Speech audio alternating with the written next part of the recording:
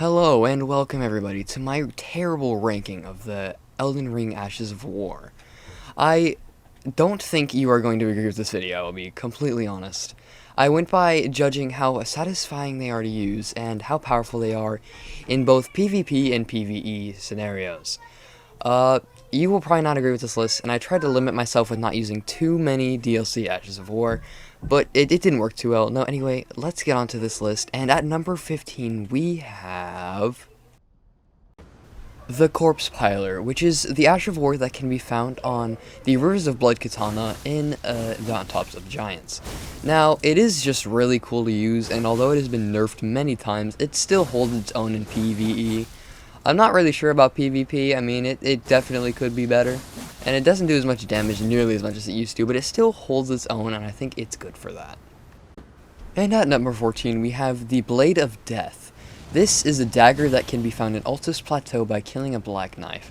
It's good in PvE, PvP, it looks freaking awesome, and has a really fast windup that just kind of shreds. It cuts HP too, and it just looks cool, man. And coming in at number 13, we have Goldbreaker, which is the Ash of War found on Marika's Hammer. You get this by beating the game and turning in the final boss's remembrance to the Finger Maidens.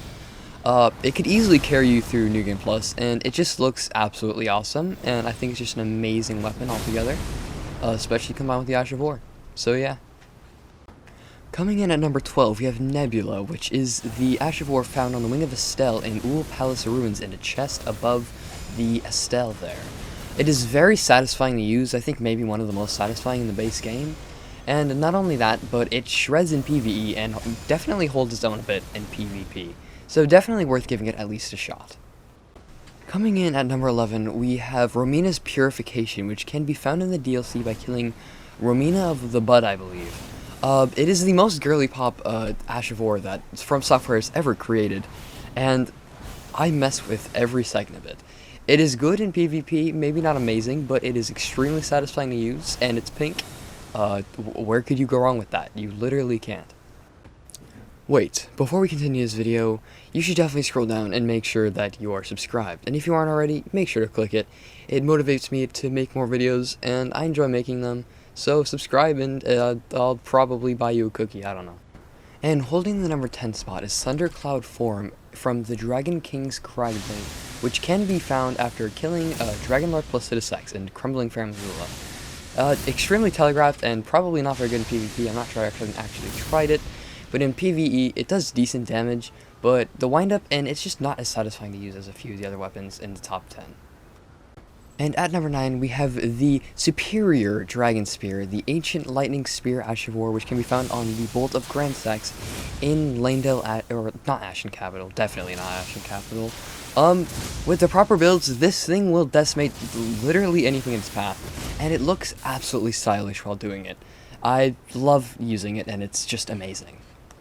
Holding the number 8 spot firm is Moonfire Stance, which is the Ash of War on Rolana's Twin Blades, which can be acquired after turning in Rolana's Remembrance into the Twin Finger Maidens. This thing is absolutely sick, and easily the most satisfying to use out of any of them. The literal only thing holding this weapon back from being absolute number 1 on my spot list is that it sucks. It does absolutely 0 damage, and I haven't tried it in PvP, but assuming it barely shreds anything in the base game, probably won't do too good. It really sucks. At number 7, we have Black Flame Tornado, which can be found after either killing the Godskin Duo or the Godskin Apostle in Altus Plateau. It looks cool, and it shreds, I won't lie. I believe it does percentage damage, so any boss is going to get absolutely shredded through, and it doesn't look as cool as Rolana's, nothing after this will, but it's better, so I'd set it up here. And coming at number 6, we have White Light Charge, which is on the Ancient Meteoric Ore Blade in one of the catacomb areas. I don't remember which one. It's like a smithing area in the DLC. It looks absolutely sick, and it's extremely fun to use, and that afterpoke with the lightning is just so satisfying.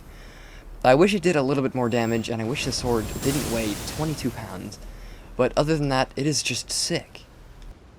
Now into our top 5, we have Lightspeed Splash, which is on the Great Sword of Radon, one of the 2 you can get at the end of the DLC. it just looks sick. I don't know what else I have to say.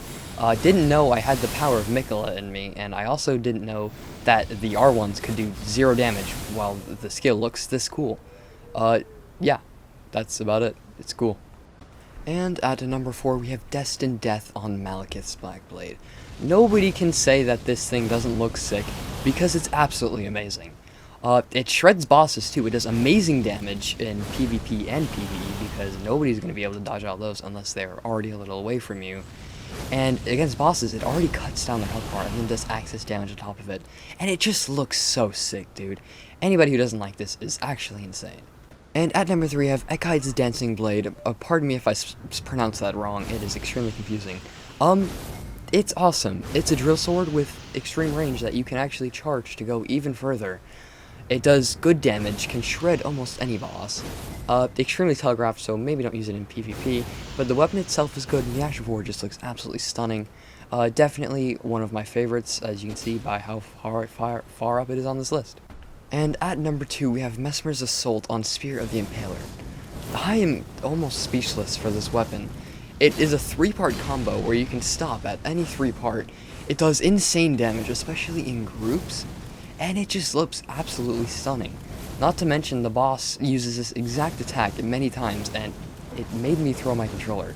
So being able to do this on innocent Albinaurax makes me feel like an absolutely amazing human being. And well-deserved at number 1, we have the Poison Flower Blooms Twice, which is an only normal Ash of War on here, which can be found in the ancient ruins of Ra, or at least the area below it. The build potential with this thing is absolutely insane, and although it isn't exactly the most aesthetically pleasing, it is insanely OP, and once you proc Poison, it does a large sum of damage, or Rot. The build potential is insane, and overall, it looks cool. Number 1 spot in my heart.